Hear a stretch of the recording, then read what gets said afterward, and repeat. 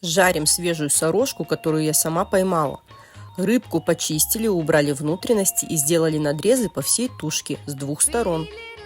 Солим с одной стороны. Переворачиваем. Солим с другой. На раскаленную сковороду наливаем много растительного масла. Обваливаем каждую рыбку в муке. Прям хорошо, чтобы хрустело потом.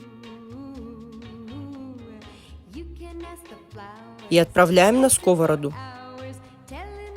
Жарим до румяной корочки с одной стороны. Аккуратно переворачиваем и жарим с другой.